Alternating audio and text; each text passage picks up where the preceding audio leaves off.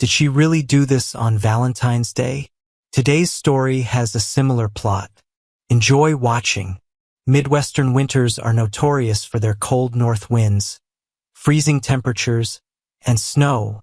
Lots and lots of snow. So, it should have come as no surprise that February was indeed a nasty month. For the first 2 weeks, no one even saw the sun, just a dull gray winter sky. And it was a leap year to boot. Everyone hoped that March would come in like a lamb, bringing warmth, so no one was happy about the extra February day. Jim stood at his office window, looking out over the winter wonderland that was the city of Chicago. By mid-afternoon, the forecasted 5 centimeters of overnight snowfall had turned into 30, and there seemed to be no end in sight. In Illinois and Indiana, this is called the lake effect. At times during the morning, it had fallen so hard and fast that one could barely see the other side of the street. Meteorologists were now forecasting another 30 centimeters by morning. It was about 1:30 when his secretary entered. "Jim, I just received a message from above that we are closing early. I'm leaving now if you don't mind." "Yes, of course, surely. Thank you. I'll call Linda, and I'll come right out and pick you up. Drive carefully," he added as she started to leave. "Absolutely, Jim, and you too. I doubt this will all be cleaned up by tomorrow, so I'll probably see you on Monday," she replied as she walked out. He walked over to his sports jacket, which was hanging over the back of his chair, and took his phone out of the side pocket. His wife answered after the second ring. "Hey, honey, are you still at work?" she asked immediately. "Yes, but I'm about to leave. I wanted to call and see if you wanted me to pick you and the kids up on the way home. I know you don't like driving in crap like this. You're very nice, honey, but you're a little late. They released us from the office more than an hour ago. I took the children and just entered the house. Please drive carefully. The roads are terrible." "It will be done, dear. I'll see you as soon as I can. Love you, bye." Knowing that Linda and the kids were home safe took a big weight off his mind. However, he felt bad. It was the 14th of February, Valentine's Day. Every year, he and Linda celebrated this holiday in style. Of course, he always came home with the obligatory card and flowers, followed by a romantic candlelit dinner in a lovely restaurant, a few cheek-to-cheek dances, culminating in a night of passionate fun while Linda's mom and dad watched the kids for the night. Well, a fancy dinner and dancing were out of the question. By evening, no one was going anywhere. But he thought about the florist. By the time he brushed the snow off his car, he decided to give it a try.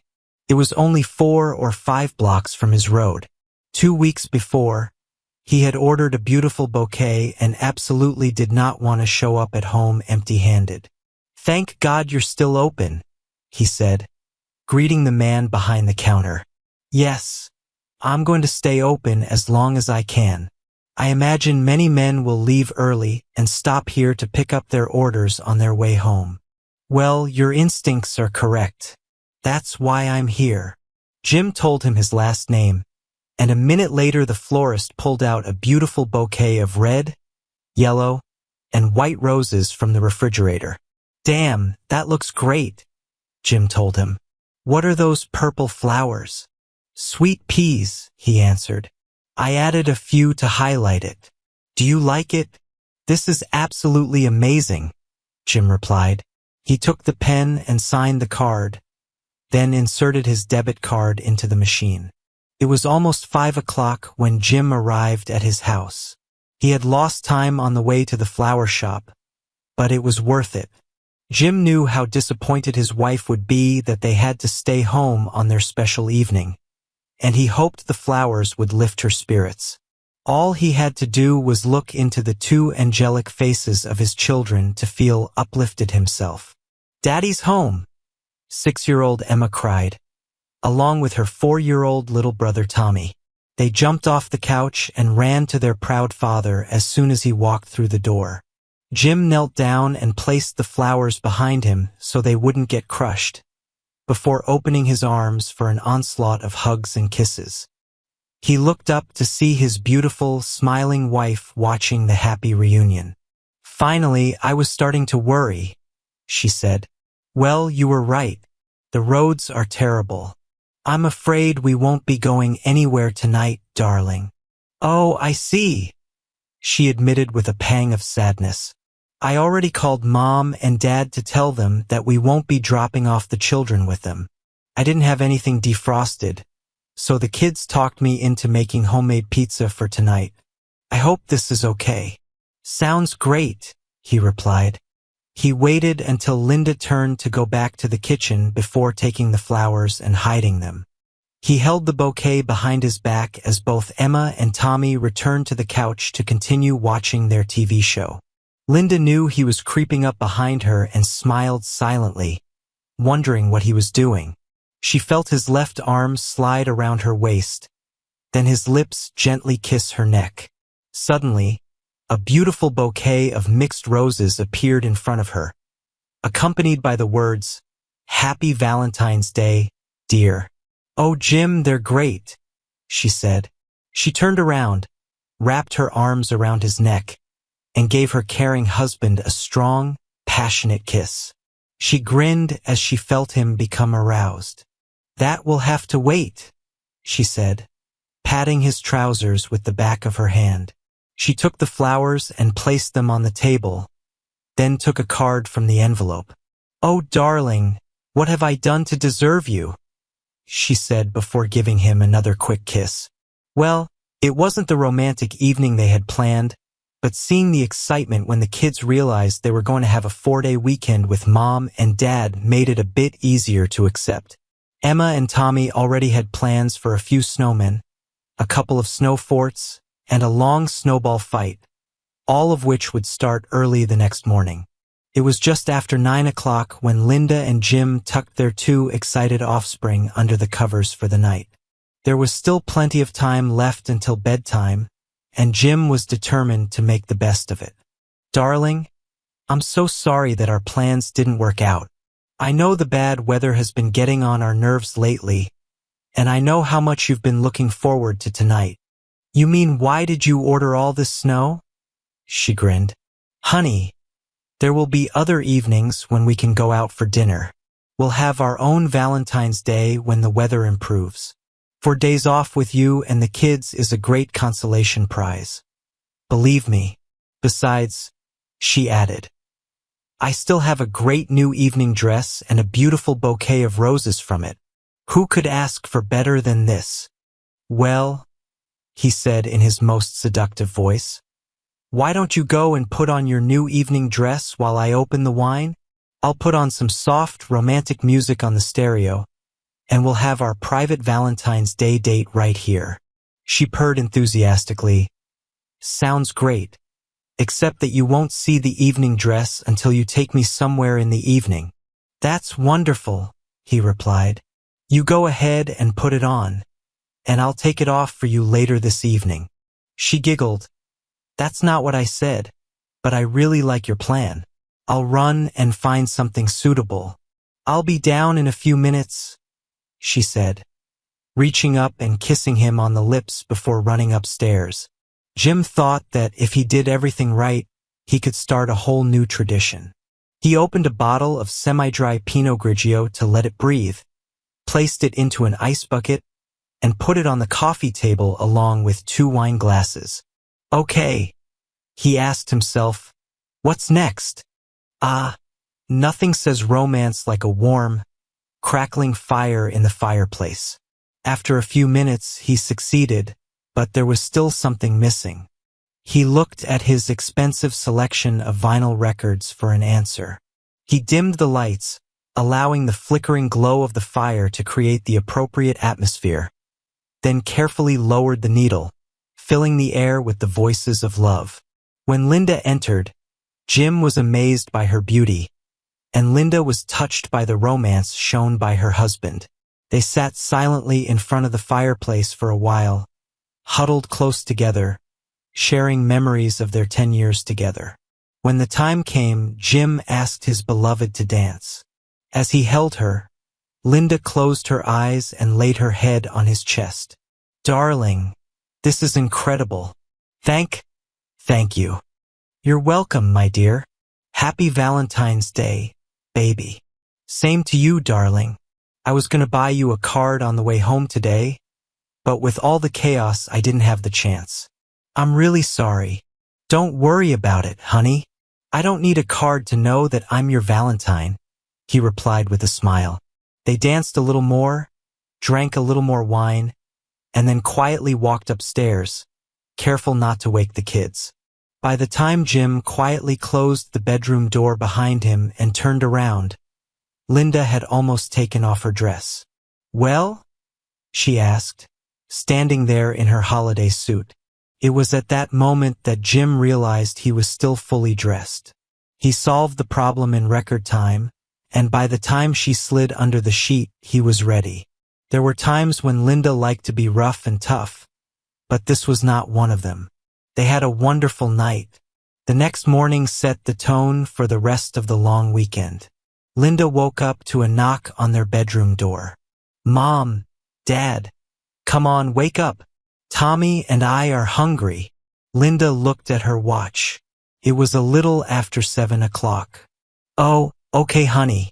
You guys go downstairs and watch some cartoons for a few minutes.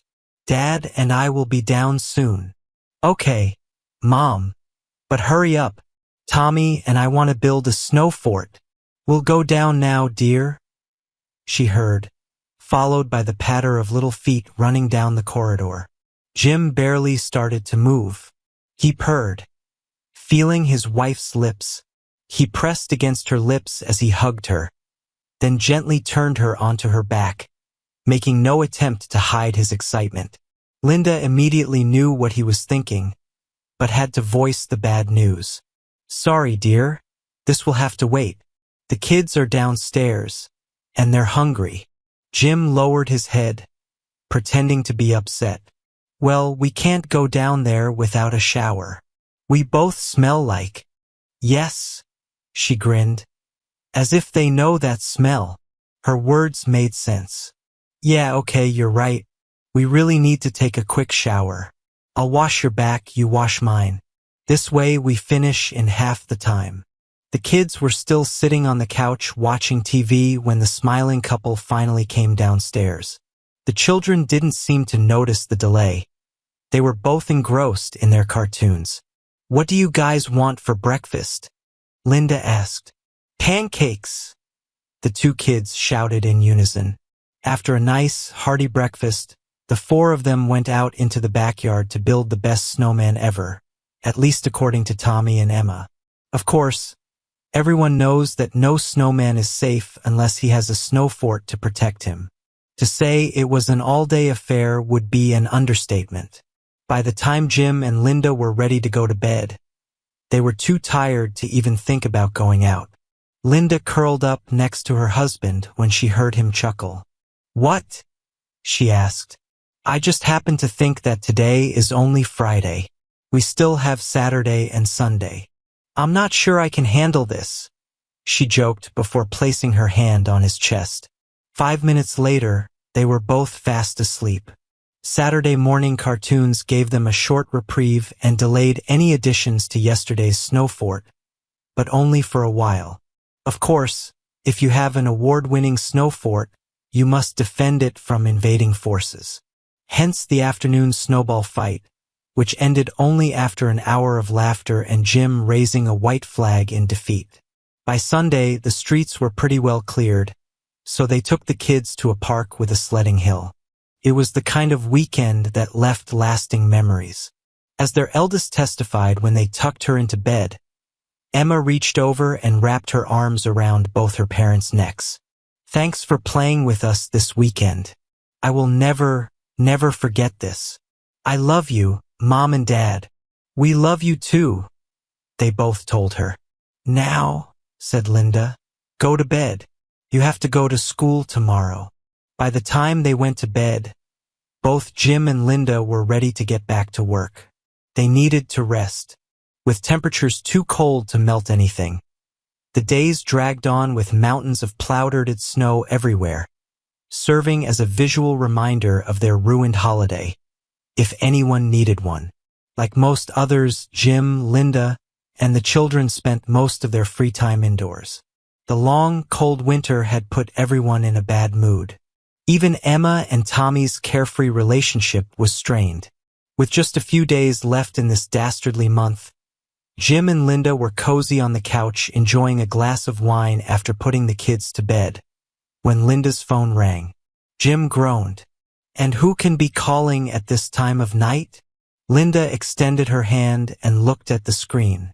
"It's Dee," she answered with a slight laugh. "I'd better answer. It may be important." Dee and her husband Dave were part of the close circle of friends Jim and Linda had developed over the years. Counting Jim and Linda, there were 5 couples in total, but they were closer to Dee and Dave than the others. They were all about the same age, in similar financial situations, had many common interests, and children of various ages who got along reasonably well. It was always a good time when they all got together, which usually happened several times a year. To avoid disturbing her husband too much, Linda took the phone into the kitchen to talk, but Jim could still hear the end of his wife's conversation. "Oh, Dee, that's a great idea. Where? Oh, that's great. Yes, I think so. Oh, I'm sure. Oh, that would be great, of course. Yes, that sounds like fun. Oh, he'll love it. Oh, I'm sure he'll be as excited as I am. Yeah, that was so. Should he? Yeah, I'll talk to him right now, but if I don't call and tell you otherwise, count on us. Okay. Yes, bye." Linda's feet barely touched the floor as she glided back into the living room. She looked like the cat that ate the canary as she plopped down on her husband's lap and wrapped her arms around his neck.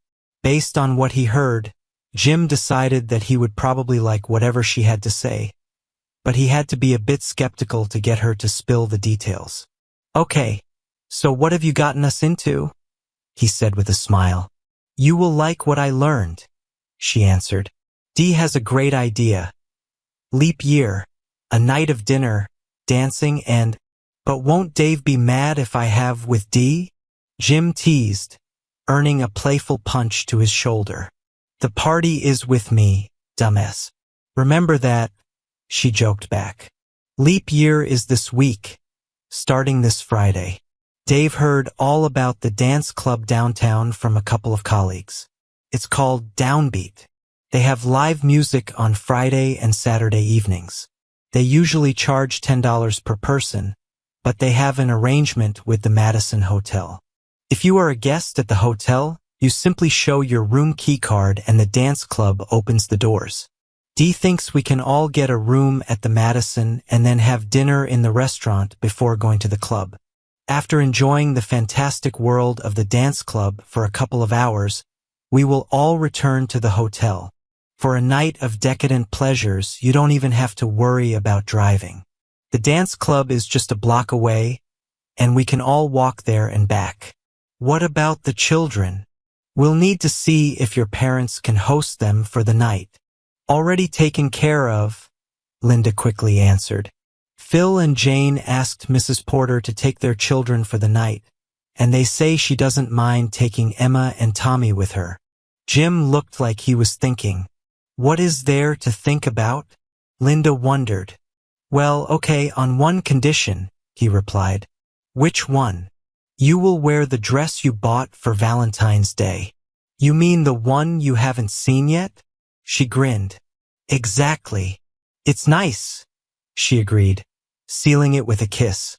The next day, Dee called again to tell Linda that everything was settled. She had confirmation from all 5 couples, so she booked a party of 10 for dinner at 7:30 in the Madison Hotel dining room. It was more difficult for her to reserve such a large table at Downbeat, but in the end, she got them to agree. Although they would have to move a couple of tables together to accommodate such a large group, they promised that everything would be ready by 9 o'clock. The only thing I didn't do, Dee said, was book the rooms. I figured everyone has their own preferences, so I left it up to everyone else. But I wouldn't wait, Linda. When I made the reservation, it occurred to me that we weren't the only ones planning to go out that night and wanting a key card to avoid paying $20 to get into the club. Okay, Linda grinned. I'll ask Jim to order the room as soon as he gets home. We're really looking forward to it, Dee. You are just a genius for coming up with everything. The two good friends talked for a while longer before hanging up. A little later, Jim booked a room at the Madison Hotel with a double bed for February 29th. All they had to do after that was sit back and wait. Having something to look forward to was just what they needed. Each day that passed seemed brighter and better than the previous one, and even the weather was getting warmer. By the time Friday arrived, Jim and Linda looked like a couple of teenagers on their first date. Linda was home and had apparently taken a shower by the time Jim entered. I packed an overnight bag for the children. They're all excited. I'm not quite sure where she heard the term, but Emma calls it a slumber party because Phil and Jane's kids will be there too. I called Mrs. Porter earlier to thank her and told her we'd deliver a couple of pizzas to her. You don't mind, do you? No, of course not, dear. This is a great idea. She kissed him and noticed that he looked slightly disappointed. Is there something wrong? She asked when their lips parted. No, I just thought we'd start the evening off right and take a shower together, he replied with a slight grin. Honey, we have to check in at the hotel around 7 o'clock. You have to get ready. I still need to get myself organized, and we have to drop off the kids on the way. If we had taken one of our marathon showers together, we would never have gotten there on time.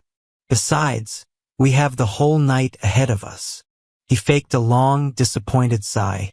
Oh, go on, she said, before quickly kissing his lips again. Go take a shower. I'll make a snack for the kids and then finish getting ready.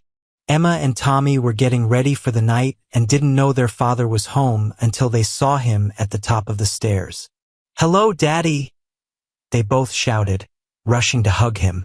They were both excited to spend the night with their friends. He hugged and kissed them again as they heard Linda calling them down. Go on, he told them. Mom made you guys a snack so you don't get hungry, but I need to get ready. Linda had a sandwich and a glass of milk waiting for them on the kitchen table.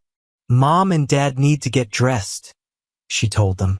So you can watch TV when you're done, until we're ready to leave. She was in their bedroom, sitting at the dressing table in her underwear, when Jim came out of the shower. She looked in the mirror as he removed the towel from his waist. Are you already excited? Are you taking Viagra or something?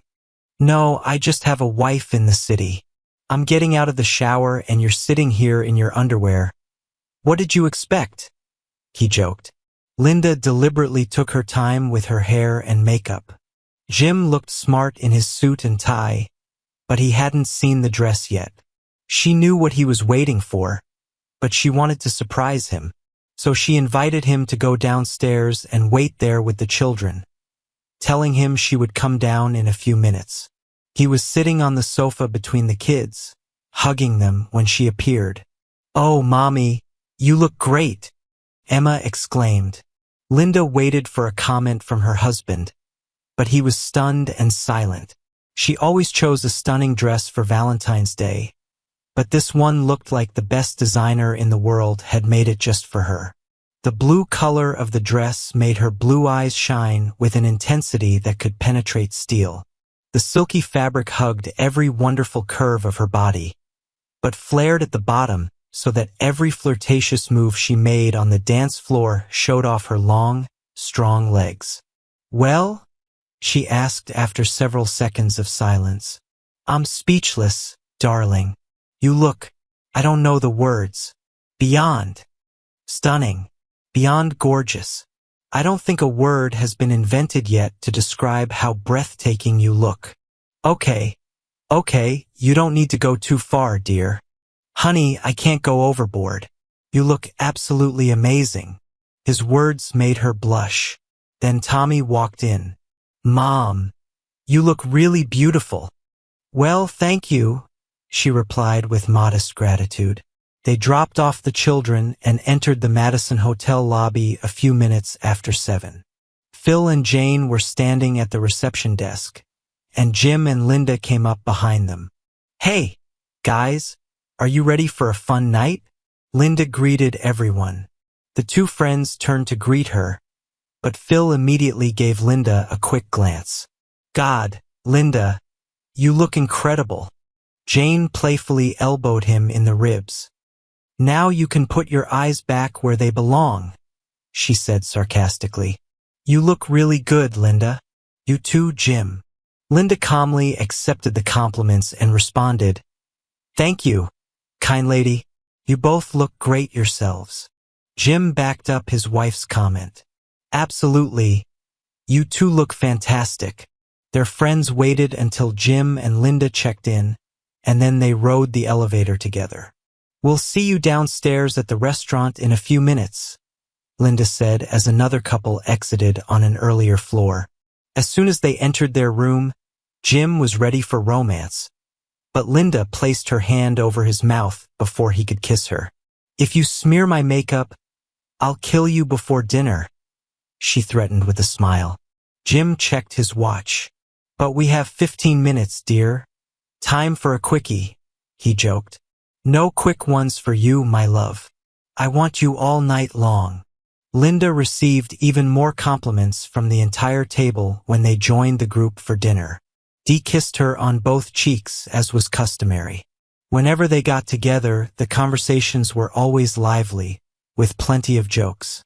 From appetizers to dessert, everyone laughed and enjoyed themselves. Walking into the club afterward, they handed in their coats and were shown to their table. Linda and Jim held hands the entire way. A pretty waitress in a skimpy outfit came over to take their drink orders, and the group waited for their drinks before hitting the dance floor. When the drinks arrived, Linda took a sip of her strawberry daiquiri, then grabbed Jim's hand. "Come on, honey. Let's show them how it's done." The rest of the table followed their lead, joining in on the fun. The band wasn't what anyone would call amazing, but they had a great repertoire of songs and mixed them up well. Linda and Jim were among the last to return to their table to rest. Linda was a better dancer than Jim, but he could still hold his own. Linda never felt shy about having him as her dance partner. With his permission, she would occasionally accept an invitation from someone lighter on their feet. So Jim was surprised when she declined an offer from Dave, the best dancer in their group. "Thanks, Dave, but my dance card with Jim is completely full tonight," she said. The conversation flowed again as everyone took a break and caught their breath. Suddenly, murmurs of excitement erupted from nearby tables. Dee instinctively turned toward the entrance. "Oh my God," she said loudly enough for their whole table to hear. "That's Mark Lavalier." Everyone in town knew who Mark Lavalier was, even women who didn't follow football, including Linda. He was a star on the city's NFL team. Unlike some of his teammates, he stayed in Chicago year-round. He was the kind of man every guy envied. Tall, handsome, well-built, wealthy, and, judging by the way women fawned over him, a ladies' man. Beyond his looks, he was well known for his generosity and good deeds, making him as celebrated off the field as he was on it. He entered with two other teammates and was immediately ushered to a table not far from their group. Naturally, he became the main topic of conversation. The men talked about his legendary achievements on the field, while the women praised his kindness, charm, and impressive physique. After a few minutes, Dee nudged Linda to get her attention. "Look," she whispered excitedly. "He's standing up. I think he's going to ask someone to dance." All eyes were on him as he crossed the room and approached a very attractive woman in her 30s. Jim didn't like what he saw. The woman wasn't alone, and whether it was her husband or just a date didn't matter to him. He always thought it was poor etiquette to ask a woman to dance without first seeking permission from her partner. Although he couldn't hear what was said, Lavalier seemed to be completely ignoring the man. Jim's thoughts were interrupted by his wife's comment. "God, For such a big man, he moves well. You're absolutely right, Dee agreed. The men resumed their conversation while the women kept their eyes on Lavalier and his dance partner. The pair danced through the first song, but the woman returned to her table before the second song ended. Lavalier returned to his seat, glancing briefly in their direction before sitting down. Fortunately for Jim, the table's conversation moved away from Mr. Football and back to their usual lighthearted topics. Just as Jim was about to ask Linda if she was ready for another round of dancing, he noticed his friends across the table looking up. Before he could turn to see what they were looking at, a voice spoke over his shoulder. "I'm Mark Lavalier. May I invite you to this dance?" He extended his hand toward Linda. Dee noticed the anger on Jim's face and knew he was about to say something. "Jim," she whispered just loud enough for him and several others to hear. "Please don't. It's just a dance. Don't ruin it for her," Dee pleaded. By that time, Linda had already taken Lavalier's hand and risen from her seat. Jim, though visibly furious, said nothing, accepting Dee's plea. His anger, however, was evident to everyone at the table. "Well, that's all her," Dave quipped, grinning at Jim. "I save all my dancing for my husband." "Ouch," he added, as Dee kicked him under the table. Paul chimed in next, mocking his friend. "Don't tell me you're jealous, Jim," he said with a laugh. Jim's response made it clear he didn't see it as a laughing matter. "I'm not jealous. I'm angry.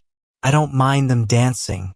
What I mean is the complete disrespect I just received from him, and also from my wife." His tone grew sharper. "This arrogant jerk completely ignored me, as if I wasn't even there. It's an insult. But I think I'm even angrier at Linda. She knows how I feel about this and always asks permission before dancing with someone we don't know. It's about respect. It shows that a wife loves and values her husband. I've never said no to her. But this time, she ignored me, just like he did." "Jim, this is Mark Lavalier," Jane interjected, offering her perspective. "I don't care who it is," Jim retorted. "You don't approach a woman, completely ignore her companion, and then invite her to dance. It's incredibly rude." He did the same thing when he asked that other woman to dance earlier. The table fell silent. Everyone thought it was best to leave the subject alone. One of their friends quickly steered the conversation toward something else, a new car he was thinking of buying. Jim tried to push the incident aside, not wanting to ruin the evening he had planned with Linda. He made an effort to join the conversation, but his eyes stayed glued to his wife. The band was playing a slow song. Based on their earlier repertoire, Jim guessed the next song would be upbeat, and Linda would likely return to him. What he didn't know was that Lavalier had spoken to the band and asked them to play several slow songs in a row. Jim's anger simmered as he watched his wife melt into Lavalier's arms during the second dance. "This is blatant disrespect toward your husband," he thought. When the slow dances continued for a third song, Jim couldn't take it anymore. "I'm going to end this right now," he said angrily, standing up. Dee grabbed his arm. "Jim, please. Think about how grateful she'll be to you later tonight if you let her enjoy this moment." "Yeah, come on, man," Dave and Paul added in unison. "They're not hurting anyone. They are. We can all see it," Jim snapped. He glared at his wife before letting out a frustrated sigh. Against his better judgment, he sat back down. He tried to re-engage in the conversation, but it was difficult. Relief washed over him when the band announced a 15-minute break. He watched as Linda returned to the table after dancing 3 slow songs with Lavalier. To his surprise, her expression wasn't one of joy or triumph. It was worry and guilt. Jim could tell she knew she had crossed a line. Deciding he didn't want to make a scene, he resolved not to ruin the rest of the evening. Before sitting down, Linda announced, "I need to freshen up. and asked Dee to join her in the ladies' room. Once the door to the restroom closed, Dee could no longer contain herself. "Well?" she asked excitedly. "How did it go? Were you able to feel his excitement while you were dancing?" "Oh, yes," Linda admitted. "Did he seem big?" Dee teased. "I don't think he's any bigger than anyone else." "I don't know. I can't really say," Linda replied, evading the question. As Dee mulled this over, Linda seized the opportunity to confess. "He wants me to spend the night with him." Still preoccupied with her earlier thoughts, Dee didn't immediately grasp what Linda meant. "What? Who? Mark? Who else do you think?" Linda said. "You mean he wants you to go home with him? Spend the night with him?" "Exactly," Linda confirmed. Dee stared at her friend in disbelief. "I don't know what to do," Linda continued. "I've never cheated on Jim before, but this is Mark Lavalier. I'll never get this opportunity again." "Did Jim say anything while we were dancing?" Linda asked. "Oh, yes, he's angry," Dee replied. "First, he's mad that Mark ignored him when asking you to dance. And he's even angrier that you didn't ask his permission first." "Yes, I thought about that when we walked to the dance floor," Linda admitted. "But by then, it was too late." Dee considered her friend's predicament and was ready to offer advice. "Honey, Jim's already pissed off. Any romantic plans you two had for tonight are probably out the window anyway. I say go for it." "Do you really think so?" Linda asked, her voice uncertain. "Hell yes. Like you said, how many opportunities like this do you get in a lifetime?" "But what about Jim?" Linda asked, hesitating. "I'll sort everything out with him," Dee assured her. "Don't worry. I'll make him understand." Dee watched as the wheels began to turn in Linda's head. Finally, she made up her mind. "I'm going to do it," she exclaimed. "God help me, I just can't say no. How are you going to leave without Jim noticing? If he sees you, he'll confront you, and he might even be dumb enough to try and fight Mark." "Mark said he knows an emergency exit from here," Linda explained. "He gave me his number and told me to text him from the ladies' room if I decide to go. He'll meet me in the hallway, and Jim will never see us leave." "Then text him by all means," Dee urged, "before Jim starts wondering why we're taking so long and comes here looking for us." Meanwhile, Jim was so engrossed in watching Linda and Lavalier dance that he didn't realize how badly he needed to use the restroom. He thought about waiting for Dee and Linda to return, but he didn't know how long they'd be and saw no point in waiting. So he stood up, excused himself, and headed to the men's room, which was located in the bar area, not near the dance floor like the ladies' room. When Jim returned, he noticed Dee sitting next to Dave, but Linda's chair was empty. The group hadn't gone back to the dance floor, so he knew she wasn't dancing. "Where's Linda?" he asked. "Don't worry, Jim. She's fine. She just needed something to do," Dee replied. Jim furrowed his brow, increasingly suspicious. Everyone at the table was giving him odd, uneasy looks. The only explanation he could think of was that Linda might be planning some kind of surprise to make up for her earlier behavior. He sat back down and tried to relax, but the mood at the table had shifted. Everyone was quieter, more subdued. As the minutes passed, his anxiety grew. "What's going on, Dee? Where is Linda?" He pressed again. "Jim, I told you. She's fine," Dee insisted. "I'm not asking if she's fine. I'm asking where she is. Did she go back to the hotel?" Dee's composure began to crack. She was visibly nervous, and Jim could tell she wouldn't be able to hide the truth much longer. "Please, Jim, just relax," Dee said, trying to buy time. But Jim wasn't having it. He pulled out his phone. "What are you doing?" Dee asked nervously. "I'm calling her. I want to know what's going on." When Linda's phone went straight to voicemail, Jim's suspicion deepened. He called the hotel next, using the number from when he'd made the reservation. "Yes," he said when someone answered, "Room 4881, please." He let the phone ring about 15 times before giving up. Turning to Dee, his patience snapped. "I'm going to find her," he said, standing abruptly. "Jim, where are you going?" Dee called after him. "If you don't tell me where she is, I'll turn this place upside down until I find her," he shouted back. Dee scrambled to follow him and caught his arm just as he reached the bar. "Jim, she's not here. She's not at the club," she admitted. "Then where the hell is she, Dee?" "I'm serious," he demanded, his voice sharp and menacing. "Tell me what's going on, or I'll call the police next." Looking into his furious eyes, Dee felt her confidence from earlier evaporate. "Jim," she began cautiously, "Linda loves you and the children with all her heart. I'm sure you know that. You guys are her whole world. She couldn't survive without you.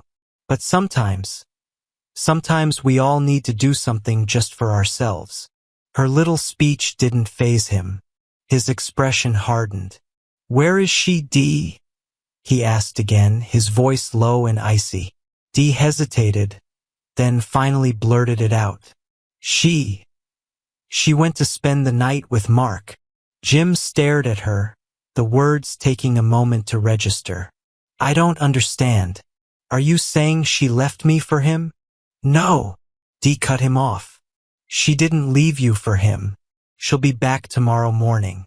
Jim, she loves you more than life itself. But, like I said, sometimes we just need to do something for ourselves. It wasn't even her idea, he invited her. This is a once-in-a-lifetime thing. It will never happen again. Please, Jim, let her have this night, and she'll be grateful to you forever." "It's the same thing you said about dancing," Jim growled back, his voice filled with disbelief and anger. He shook his head, still trying to process what he was hearing. "I have to see this for myself," he declared. A frightened Dee followed him back to the table. Jim's eyes darted first to his wife's empty chair, then to Lavalier's table. Only 2 of the 3 chairs were occupied. That was all the confirmation he needed. He scanned the faces of everyone sitting at his table. No one would meet his gaze. The realization hit him like a punch to the gut. They all knew. They had all known, and no one had told him. His anger erupted. He spoke loudly and clearly, ensuring everyone in the club could hear. "You all knew. Every damn one of you knew that my wife was going to sneak out and spend the night with that wife-stealing son of a Mark Lavalier. And not one of you said a word to me." "Jim, keep your voice down," one of his so-called friends hissed. "You don't need to broadcast this to the whole club. We're all friends, yours and Linda's. For her, this is the chance of a lifetime. It's just one night." Jim's voice rose, defiant.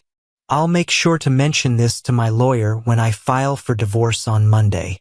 And I'll also make sure to tell my children why their father no longer lives with them." "Jim, please, you're not serious, are you?" Dee intervened desperately. "She loves you. It's just for one night. Please, let her have this and she'll come back to you." Jim turned to the group, his fury unwavering. "From now on, whenever any of you visit her and see our 2 children, remember that you had a hand in the destruction of their family." Just then, the 2 men sitting with Lavalier stood up and began walking toward Jim. "Oh, look at this," Jim said loudly, mocking them. "Here come Lavalier's 2 thugs. What are you going to do? Take me to the parking lot and work on me? Your boss stole my wife, destroyed my family, and now you're going to beat the crap out of me, right?" He paused for a moment before adding sarcastically, "No, wait, I have an idea. Dave, Paul, why don't you send your wife home with one of these guys? They're both professional football players. Sure, they're not Mark Lavalier, but they're on the same team." Then we can all be happy for our wives because they spent the night with a celebrity. Later, we can all wonder how we'll ever compete with a professional athlete while making love to our wives. We'll be left questioning if we're still satisfying them or wondering who they're thinking about in the throes of passion. Both of Lavalier's friends stopped in their tracks. One of the men took out his phone and pressed a speed dial button. "Are you calling Mark?" asked the other. "Hell yes," he replied. "I'm telling him to bring her back here. Look around, everyone's recording this. By morning, it'll be all over the internet." His companion scanned the room. "Damn it, Kevin. A lot of these phones are pointed at us," he muttered sarcastically. "Shit," Kevin cursed, turning off his phone. "What's the matter?" his companion asked. Before Kevin could answer, a woman sitting at another table with her husband called out to Jim. He recognized her as the woman Lavalier had danced with earlier in front of Linda. "That jerk tried the same thing with me a while ago," she said. "I told him to go to hell." "Your husband is a happy man," Jim replied. "He's obviously a much better judge of people than I am," she retorted. Jim chuckled bitterly and turned to address the table of stunned former friends. "When you see Linda, be sure to tell her this. She gave up her marriage for one night with that idiot, and she wasn't even his first choice." Jim knew this would be the last time he'd speak to anyone at the table, so he made sure they understood exactly how he felt. "I thought you were my friends. Clearly, I was just as wrong about you as I was about my wife. The next time any of you men see me, you should start looking for a way out. I won't come looking for you, but if we ever end up in the same room, I'll beat the crap out of you. And as for you women," he continued, his voice icy, "I don't believe in violence against women, but if you ever try to talk to me again, I'll get loud, vulgar, and cause a scene to make sure everyone knows you pimped my wife out to this vile piece of crap." He glared at Dee. "And for you, Dee, I might just make an exception to my rule about women." Desperate, Dee fumbled with her phone, trying to call Linda, but it went straight to voicemail. Around this time, the club manager approached Jim. "Sir, I have to ask you to leave. If you refuse, I'll call the police." "Oh, don't worry," Jim replied coolly. "I'm leaving. But before I do, I have a question. Did you know about this? Has Lavalier done this here before? Another woman here just said he tried the same thing with her. I bet my wife isn't the first. Is this place a happy hunting ground for cheating wives and celebrity predators?" He looked around at the other tables. "Take this as a warning, guys. Bring your wife here and you might as well leave without her, like I'm doing tonight. Believe me, Lavalier doesn't care about destroying your family, just like he didn't care about destroying mine." Jim walked to the cloakroom, handed his ticket to the embarrassed attendant, and left the club. He half expected Lavalier's two friends to follow him outside, but they didn't. As he walked toward the hotel, he couldn't stop the storm of thoughts swirling in his head. What the hell was she thinking? He wondered. We talked about loyalty. In fact, the entire group I just left was talking about how important loyalty is. Everyone agreed it couldn't be compromised. By the time he reached the hotel lobby, his anger had only intensified. He approached the receptionist. "I'll be leaving in a few minutes. Have my bill ready," he demanded. The clerk, taken aback, asked hesitantly, "Sir, is there a problem? The room is reserved for the whole night." "Yes, there's a problem," Jim snapped. "I can't believe a hotel with a reputation to protect would support this den of infidelity. Do you know that the dance club you're affiliated with caters to professional athletes who seduce other people's wives? I booked a room to spend a romantic night with my wife. Now, thanks to you and the wife-stealing clientele of this establishment, I'll be divorcing her and breaking apart a family with two innocent children." Jim's voice grew colder. I'll go upstairs to pack my things. Have my bill ready when I come back. Carl Mason, the hotel's night manager, overheard Jim's heated words as he returned to his office. Concerned, he immediately picked up the phone. Bob, what the hell happened there tonight? I have a client here who's ready to kill someone. He's claiming that your client seduced his wife. Yes, it was that idiot Mark Lavalier, Bob replied on the other end. I knew this would happen sooner or later, Carl muttered. This isn't the first time, is it? No, Bob admitted. It's not. Lavalier's pulled this crap before. Sneaking out of here with someone's wife. Are you kidding me? Why didn't you ban him from the club? Carl asked, incredulous. Because he brings in customers, Bob explained. A lot of people come here just because they know Lavalier hangs out here. It's good for business. Carl wasn't convinced. Well, you're right about one thing. Tonight is the last time this happens. From now on, he will be banned, Bob admitted. I just hope it's not too late. I think today's incident may have already hurt business, Carl said with concern. Well, I'll tell you what. First thing tomorrow morning, I'll talk to the board and recommend that we disassociate ourselves from this, Carl declared. Wait, Carl. At least wait until we see how this ends, Bob suggested. I won't wait for anything, Bob. You should have stopped this a long time ago. Good luck, Carl said before angrily hanging up the phone. The manager walked up to the front desk and spoke to the clerk. Terry, let me know when you see this guy come out of the elevator. It will be done, Mr. Mason, the clerk replied. Meanwhile, Jim returned to his room. When he opened the door, the large double bed looked very inviting. He was emotionally and physically drained. He flopped down onto the bed, throwing one leg up while keeping the other on the floor. He didn't want to fall asleep, just to relieve the stress for a few minutes. As he lay there, grief began to creep in, slow and insidious, like a tiger about to pounce. Until now, his emotions had been pure rage, fueled by adrenaline. But as he sat up and lowered his other leg to the floor, he forced himself to suppress the grief. Not yet, he thought. I'm not done with the rage. Not by a long shot. Jim grabbed his suitcase, threw it on the bed, and opened it. He took out the $300 Victoria's Secret lingerie he had bought as a surprise for Linda and carefully laid it out on the bed. Then, he found some hotel stationery and a pen on the corner desk and wrote a note. Happy belated Valentine's Day. It's all yours. After snapping a photo of the lingerie with the note in the foreground, he sent it to his soon-to-be ex-wife with a message. Never in his life had anyone hurt him as deeply as she had. And now he was determined to repay her in kind. Jim closed his suitcase and headed downstairs to pay. When Jim stepped off the elevator, the clerk immediately called the manager.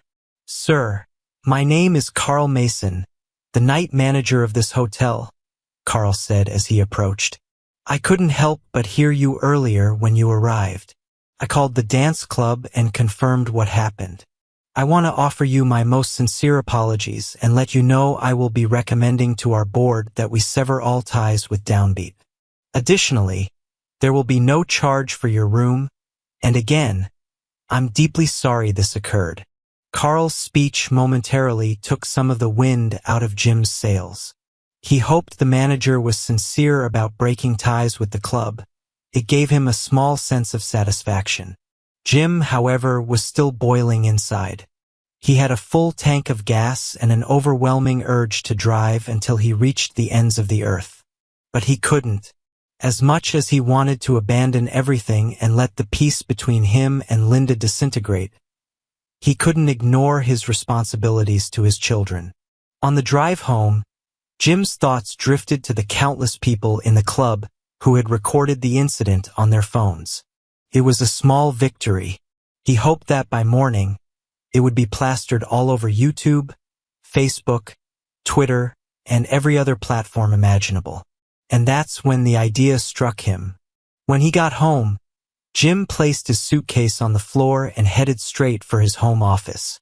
He opened his laptop, navigated to Google, and began searching. It took 3 tries, but he finally found what he was looking for. Telephone numbers for several scandalous tabloids, the National Enquirer, Globe, Confidential, and a few others. All their websites advertised 24-hour hotlines. He jotted down a script for his calls, ensuring he hit all the right points. Then he dialed the first number. National Enquirer Hotline. May I have your name, please? My name is Jim. But before we continue, I was wondering if you'd be interested in a story about how Mark Lavalier stole a man's wife and destroyed his 10-year marriage. They also have 2 children who, thanks to him, will now grow up in a single-parent home. Can you confirm this? The operator asked cautiously. I can. He stole my wife. Right now, while we're talking, she's with him. There was a moment of silence on the line before the operator responded. Jim, can you hold for a couple of minutes? Please don't hang up. I'll be here, Jim replied. The operator returned shortly after. Okay, Jim, we're interested. We'll pay $2,000 for the exclusive. May I have your full name? My name is Jim, but I'm not interested in money, he said. You're my first call, but I'll also be reaching out to the Globe, Confidential, Tatler, and a few others. I'm betting you have ways of locating celebrities and photographers ready to go at a moment's notice. Whoever gets me the best photos of Lavalier and my wife together gets the exclusive, provided the photos are used with the story. Jim, it's not always easy to get photographs, the operator explained. Some of these guys live in gated communities with security rivaling Fort Knox. Not my problem, Jim replied coldly. Between you and your competitors, I'm sure some enterprising paparazzo will manage. This idiot has fooled everyone with his squeaky clean image. It's time the world saw him for who he really is. The operator sighed. Fine, I'll see what we can do. Where should we send the photos if we get them? Jim provided the email address and moved on to his next calls. For other tabloids expressed interest and accepted his challenge for photographs. Jim finished packing the bare necessities. Clothes, shaving supplies, and a few other essentials. As he looked around the house, he muttered to himself, she could have taken the damn TV for the kids' sake. But the record player and all the albums went with her. He glanced at his favorite chair. I can't fit it in the car, he thought reluctantly, leaving it behind. Finally, he walked through the house, taking photographs of the children but leaving everything else as it was.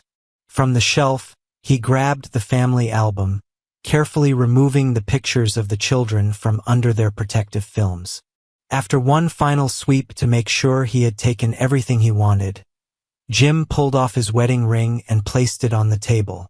Next to it, he left a note that read, I hope it was worth it. P.S. I called your parents and asked them to pick up the children. Linda woke up on Saturday morning still in a state of euphoria. The previous night had been everything she had dreamed of, and more. She smiled to herself, curling up in her lover's strong embrace. Through the skylight above the bed, she noticed for the first time in weeks that it was sunny outside. A bird soared in circles above the glass. This must be an omen, she thought. Her mind wandered back to the moonlit moments of the night before. It had been a night she would remember forever. Only after this private reflection did her thoughts turn to her husband. What kind of reception will I get when I return? How successful was Dee in smoothing things over? She began to feel a pang of guilt, and a creeping sense of fear followed. Turning to look at the rugged, handsome face of her lover, she noticed his eyes were open. Well, she said, smiling, you promised me the night of my life and you weren't kidding. Thank you. He smiled back but remained silent. I don't have anything planned for today. Stay a while, she urged. I'd like to, but I need to get back to the hotel. It's still early, and I hope I can sneak back into the room before Jim wakes up," Linda replied.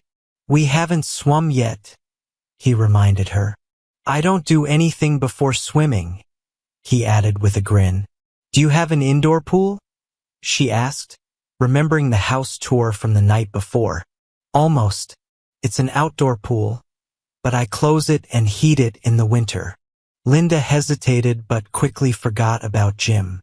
"I didn't bring a swimsuit," she said. With a mischievous smile, Lavalier responded, "We have more than a hectare of property around us. My closest neighbor is 4 miles away. No swimsuit required, my dear." Linda sat up, glancing out the window. "It's so far from home, Mark. I hope you don't expect me to run out there in the cold." "I have a warm terry robe and slippers you can wear," he reassured her. Minutes later, Linda found herself walking hand in hand with Lavalier toward his outdoor pool. She wore nothing but a robe and slippers, while he was entirely naked. The air was cold, and she shivered slightly. "If Dee could see me now," she muttered to herself. "What bird?" he asked, glancing around distractedly. "Outside," she replied. "It keeps circling the roof. I already saw it through the window." "We have plenty of those around here," Lavalier said dismissively, leading her inside the pool enclosure. Once inside, Mark helped her remove her robe, placing it neatly on a chair. They both ran and dove into the warm water. Mark began swimming laps in smooth, powerful strokes. Linda tried to keep up but quickly tired and swam to the side, watching him glide effortlessly back and forth. She lost count after 25 or 30 laps before he finally disappeared under the water and surfaced beside her. "See," he said after catching his breath, "there's nothing like a good swim to start the day." "It truly was an experience I'll remember for the rest of my life. But it's really time for me to go back," Linda replied.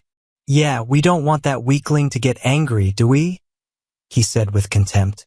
"Hey, Jim may not be a football superstar, but he's no pushover," she snapped back. "Do you think he'll want to fight me for his wife's honor?" Lavalier asked with a smirk, his voice dripping with sarcasm. Linda was speechless. His sudden cruelty caught her off guard. "Take me back," she said firmly.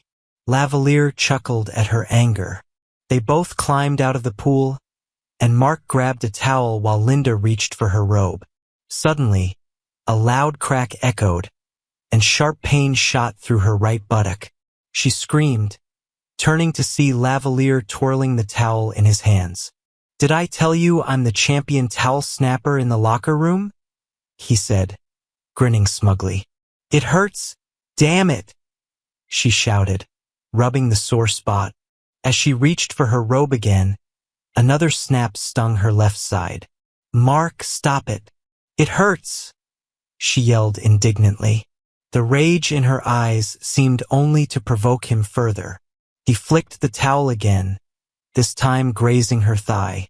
"If I were you, I'd run home," he teased, laughing. "I'm still wet. I'll get pneumonia if I go out there like this," she cried. Lavalier snapped the towel again, this time narrowly missing her left breast. Linda shrieked and bolted for the door as he chased her, laughing maniacally. Grabbing a towel, Lavalier yelled at Linda all the way back into the house. She tried to slam the bedroom door behind her, but he was already there, pushing it open effortlessly. His demeanor had completely shifted. It was now obvious that, having gotten what he wanted from her, he no longer had any need for pretense. "Get dressed," he ordered sharply. "I'll drop you off at the hotel." Linda sat on the edge of the bed, reaching for her panties. The realization hit her hard. All of it, the poise, the sophistication, the good guy image, had been an act. He was nothing more than a childish bully. Regret swept over her, and she felt disgusted that she had let him touch her. As she dressed, She noticed a red welt on her thigh where he had snapped her with the towel. Turning slightly, she found another welt on the back of her leg. Just great, she thought bitterly. Exactly what I needed, marks on my body to remind Jim of what I've done. What had recently been an unforgettable experience now felt completely shattered. All she wanted was to forget the entire night and leave. The two of them got dressed in silence and headed toward the front door. The night before, Lavalier hadn't even bothered to park in the garage, leaving his SUV in the driveway. They hadn't made it to the end of the porch when he suddenly stopped. Linda looked up and froze. Half a dozen photographers stood outside, their telephoto lenses trained on them. Lavalier immediately grabbed Linda's hand and tried to pull her back toward the house. "Hey, what are you doing?" she shouted, struggling. "Let me go. Get back inside," he growled. "They're taking pictures of us." Her eyes widened as she finally noticed the cameras. Oh my God. Following his lead, she retreated back inside. "What the hell is going on? Why are they taking pictures of us?" she demanded. "I don't know," Lavalier muttered, pulling out his phone. Realizing it was still off, he pressed the power button impatiently. Linda did the same with hers. Once Lavalier's phone loaded, he quickly dialed one of his friends from the dance club. "Kevin, what the hell is going on? There are a ton of paparazzi outside my door." Kevin's laugh on the other end was cynical. "I told you this cucking nonsense would come back to bite you one day. Dude, that woman's husband went nuts last night. You're an internet sensation. You're all over YouTube, Instagram, and God knows where else." "What the hell are you talking about?" Lavalier snapped. "Yeah, genius," Kevin continued. "Last night, half the club had their phones out, recording the drama. After that guy left, everyone was still staring at us like we were in a zoo. Watch YouTube, see for yourself." "Fine," Lavalier muttered, hanging up. He opened the app while Linda, growing more anxious, asked again, "What happened?" He ignored her. The first video that popped up was Jim's furious tirade from the club. Linda heard her husband's voice booming angrily through Lavalier's phone. "Oh my God!" she gasped as the realization hit her. "Your husband is an idiot," Lavalier sneered, tossing the phone onto the couch. Linda immediately called Dee. "Thank God you called," Dee cried as she picked up. "I've been trying to reach you since last night. Are you home?" "No," Linda replied. "I'm still at Mark's house. There are photographers everywhere." "Linda," Dee interrupted. "Jim went crazy last night. I tried to calm him down and tell him that you still love him, but he said he's filing for divorce. He might also be planning to move out of the house. You need to go home right now and try to stop him. Honey, he's really, really angry." Okay, Linda stammered. "I'm leaving now." She hung up, despair washing over her, and turned to Lavalier. "I have to go home immediately," she said, her voice trembling. "I'm not taking you back," he scoffed. "Are you kidding me? Call a taxi or an Uber or something." Linda's eyes welled with tears as she begged, but Lavalier turned his back and walked away. Blind with emotion, she Googled Uber near me and arranged for a ride. She slid down the wall of the foyer and cried until the buzzer rang. Throwing her coat over her head, she tried to shield her face from the clicking cameras as she made her way to the car. The Uber driver glanced at her repeatedly in the rearview mirror, trying to figure out if he recognized her. "Are you a celebrity or something?" he asked. "No," Linda said, her voice cracking. "I'm not famous. I'm just stupid. Please, just get me home as fast as you can." On the way, she checked her phone, hoping for a message from Jim. When she opened the text he had sent, her heart broke into pieces. The image of the neatly laid out lingerie, along with his scathing note, made her let out a mournful sob.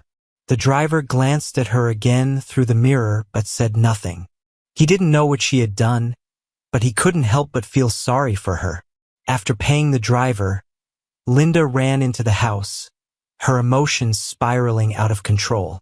Calling Jim's name, Linda was met with silence. For a moment, she wondered if he might still be at the hotel, but that hope vanished when she checked the closet. It was empty. She collapsed on the bed, sobbing uncontrollably. Almost an hour passed before she could stop crying. Wiping her eyes, she decided to go down to the kitchen to make coffee in an effort to clear her head and think. That's when she saw his wedding ring and the note he'd left on the table. In an instant, she realized her marriage was over. She dropped into a chair, staring at the ring, and let her mind replay the events of last night.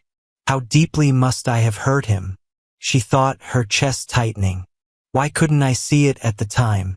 It was a question she would ask herself for the rest of her life.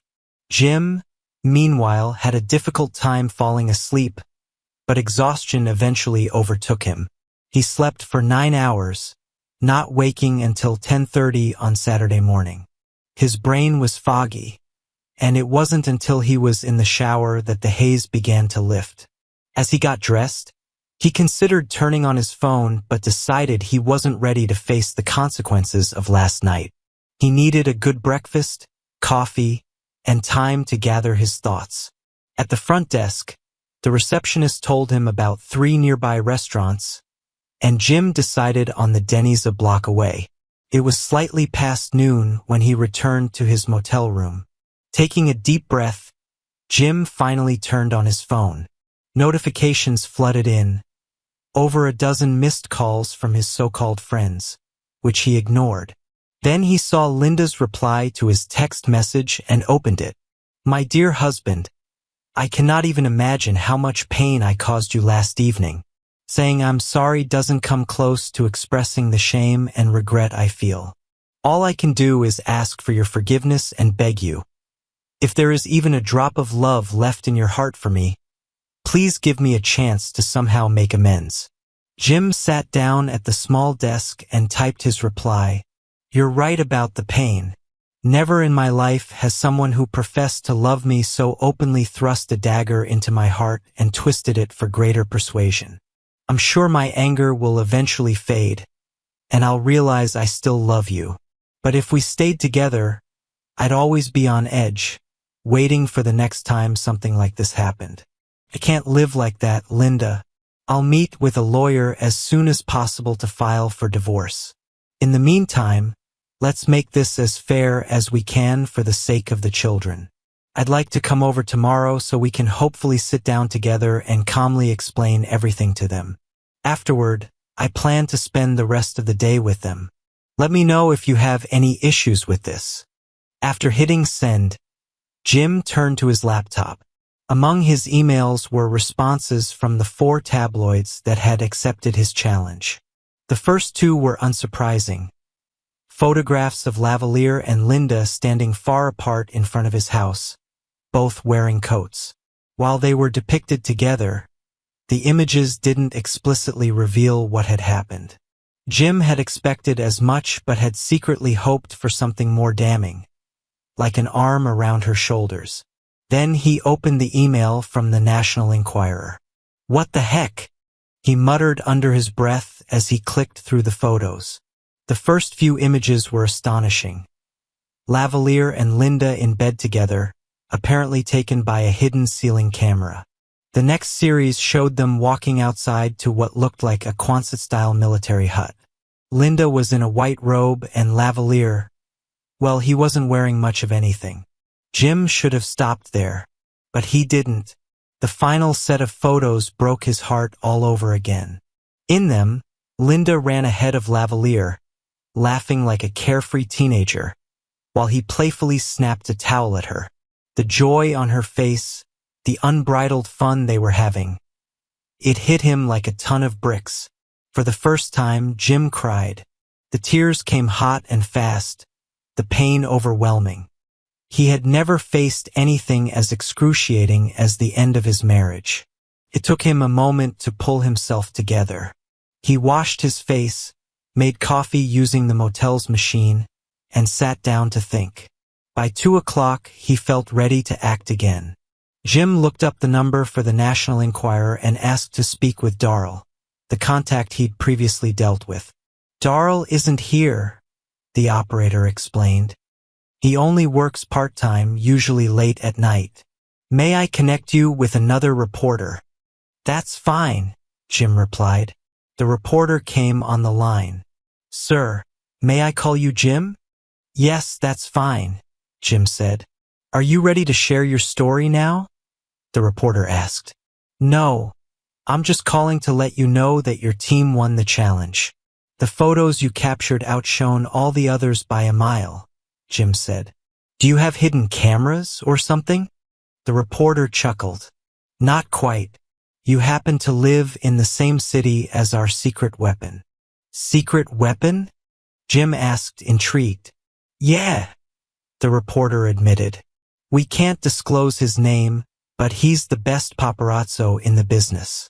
Not only is he a damn good photographer, but he's also an electronics genius. Last year, he bought a drone with the best zoom and resolution on the market, then modified it. He added some kind of muffler to make it nearly silent. Normally, drones are pretty noisy, but his can fly just 3 meters away without being noticed. You won't hear a thing." He then equipped the camera with a polarizing filter. It reduces glare from the sun, like a pair of Polaroid sunglasses. He can park it outside someone's window and adjust the filter with his phone so that you stop seeing reflections in the glass. Everything will be clear as crystal. That's how he got those photos of your wife and Lavalier in bed together. As soon as he got the call last night, he found the address and went there to scout out the situation. It was still dark when he sent the drone up and discovered a sunroof.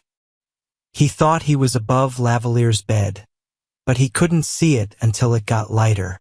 He also has some extra-long telephoto lenses for his regular camera, so he found a place in the back where he could perch in case they tried to sneak out that way.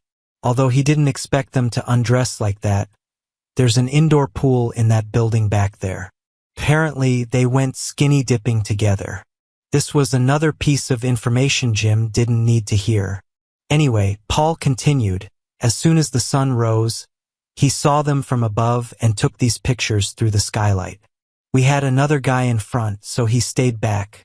He couldn't believe his luck when he saw them come out and head towards the pool. In addition to the pictures you saw, he got more from the drone, but the ones from ground level are better. Jim and Paul spent the next 2 hours talking on the phone as Jim told his story in detail and answered Paul's many questions along the way. By the time they finished, he was exhausted. After hanging up, Jim wondered if it was worth it. Will this really affect Lavalier's career? Probably not. People like this get away with whatever they want, he told himself. That's when he remembered all the people in the club with their phones out and wondered if anything had ended up on the internet. He emailed the other tabloids to tell them they had lost, then clicked on YouTube and typed Lavalier into the search bar. "Holy saints!" he exclaimed out loud. The entire first page was dedicated to him. He clicked on the first video and watched a replay of his pain and humiliation. With misty eyes, he began to read the comments. There were more than 300 of them. A couple were derogatory remarks aimed at him, comments like he was a weakling, but the rest destroyed Lavalier and, to some extent, Linda. He watched a few more and became increasingly inspired as he read the comments from each of them. Hell, he thought, maybe I didn't even need the tabloid story. His thoughts were interrupted by the buzzing of his phone with a text message. It was from his former friend Dave. He didn't intend to open it, but curiosity got the better of him. "Jim, I just got off the phone with Linda. She says you've gone crazy. Please don't do this. It was just one night. You shouldn't leave a 10-year marriage because of this. Please reconsider." Jim returned the message. "Last night, I told you. Don't call, don't write, don't contact me in any way. None of you warned me when you knew what Linda was going to do. Not even you, my so-called buddy. If I could have gotten to her before she left, I most likely could have stopped her and possibly saved my marriage. Of course, we'll never know now, will we? Don't contact me anymore. I will never receive calls or texts from you, Dave, or anyone else who sat at this table last night. To me, you can all go to hell. Another wave of sadness washed over him as he pressed the send button. More tears escaped the corners of his eyes as he thought about the loss of his wife, his marriage, and, to some extent, his children. He thought about staying married for the sake of his children, but it was no use. He would never be able to show the love and affection for Linda as he once did, and it would not be good for the children to grow up in an environment devoid of love either. It wasn't an easy decision, but he made the only one he could make. Linda was ready to receive him on Sunday morning. When he approached the door, she had already taken a shower, dressed beautifully, and put on makeup.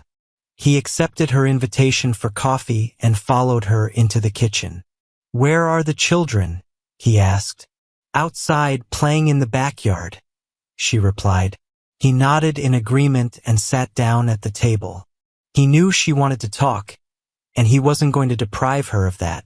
In fact, he hoped that she would find a way to persuade him to stay, even though he knew that this would not happen.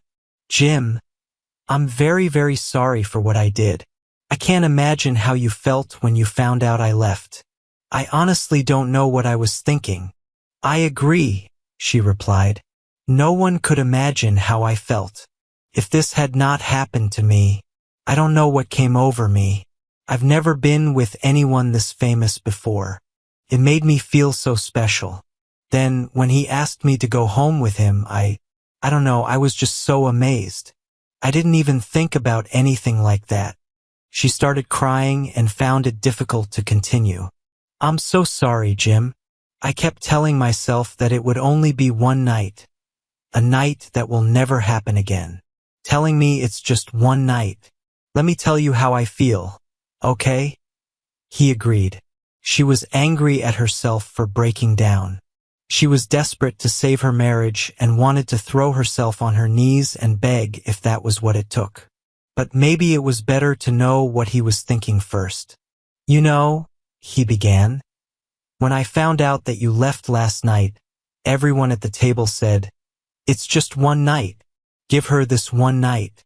You can't divorce her because of one night.' Your auntie said it again. But the whole point was that it was just one night." He saw that she didn't understand.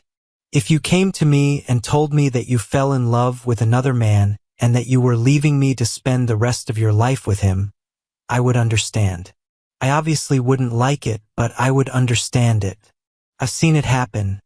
Two people get too close at work and fall in love. It happens. If you had told me that you were out with the girls one night, got drunk, and ended up in bed with some womanizer, I would have understood that too. Again, I'm damn sure I wouldn't like it, but it happens. None of us are perfect. If you were in sales and traveled a lot, were alone on a long trip, and desperately needed company one night, I would understand. But this is where all this does not apply. You barely met him, so I know you weren't in love. You only had a few drinks, so you weren't drunk. And I was there, so you sure as hell weren't lonely. Damn, we had a wonderful romantic evening planned, and you threw it all away for one night," he said, emphasizing the last two words, drawing them out. "You can't imagine how worthless I felt knowing that my wife cared so little about me that she deliberately drove a stake through my heart for one night with another man. I didn't care who he was. Do you understand what I'm getting at? The fact that it was just one night makes it not better, but 1,000 times worse. You threw it all away. Our marriage, our family life, our future, our children's future, for one night. You knew how I would feel. You knew how devastated I would be, and yet you completely ignored my feelings for one night with this guy." He became emotional and didn't want his children to see him like that. He calmed down and lowered the volume. "Understand? Do you see what you've done? You didn't leave me for a lifetime of happiness with someone else. You left me for one night with another man. Linda wiped a wave of tears from her eyes. She really understood. Until now, she had thought about it like everyone else, that it was just one night, that he would not give up the marriage because of one night. But now she realized that it was she who abandoned him for one night, not him. He was right, absolutely right, and there was no point in even trying to fight him about it. There were no counterarguments she could discuss, nothing she could say. Their marriage was over. She had to accept it. She asked for a few minutes to compose herself before talking to the children. When she was ready, they called the children. They, of course, attacked their father with questions about where he was. Linda was instrumental in helping explain that Dad was looking to get a second home. Only the thought of spending the day with their father kept them from crying, but they made up for it that evening when he dropped them off. Never in her entire life had Linda felt so depressed as when she heard her children crying in their beds, knowing that she was the cause. True to his word, Jim filed for divorce the following week. Linda, knowing that her imminent dismissal would be very fair, used the services of the same lawyer. It was decided that she would stay in the house for the sake of the children, so Jim rented a 3-bedroom apartment just 4 miles away, where the children spent almost half of their time. As for the consequences, everything turned out better than Jim could have ever hoped. In an attempt to stop the loss of customers due to all the YouTube videos from that night, the owner of Downbeat posted his own video on the same hosting site, saying that the establishment was under new management. Without naming any names, he also informed the public about the new policy regarding some former clients. Jim understood this to mean that Lavalier was no longer welcome there. The scandal really hit the fan when the new edition of the National Enquirer hit the stands. Jim and Linda were both grateful that the children were too young to be affected by the story. Luckily, they obscured Linda's face, but the photo of her and Lavalier in bed with his arm around her made the front page, along with other images of them censored. A month after the original story hit grocery store checkout shelves, the National Enquirer offered Linda $5,000 for her story. Although Linda didn't believe she should be rewarded for what she did, she took the money and put it into a fund for college for Emma and Tommy. In the article, she deeply apologized to her husband and admitted that the entire episode was the stupidest thing she had ever done. She did not throw a single blow, exposing Lavalier's cruelty and bullying. When Jim read her story about how that idiot hit her with a towel hard enough to cause welts, he remembered how wrong he was in thinking she was having a good time. This was the first time since this all started that he had sympathized with his soon-to-be ex-wife. Lavalier was no longer the Prince of Chicago. He was despised almost everywhere he went. Even the other players avoided him when practice began later that year. For the first time in his life, Lavalier was booed from the stands when he took the field during games. 2 years after that night at Downbeat, he was traded to a smaller team. Linda waited a year to start dating but felt that finding a new man to share her life with was probably hopeless. Based on her 10-year history with Jim, her expectations were too high. Eventually, she gave up the search and decided to dedicate her life to simply raising 2 wonderful children. Jim was a little luckier. After 2 disastrous short-lived relationships, he found a woman with some potential, but he was in no hurry. Let it happen if it happens, he thought. In the meantime, he and Linda got along well, and the children adapted to their new living conditions. They even still continued to do things as a family from time to time. Life goes on. What do you think of our story today? I think the story is exciting with an interesting plot. In this story, I was on my husband's side and completely justified his actions. What is your opinion? Until new videos.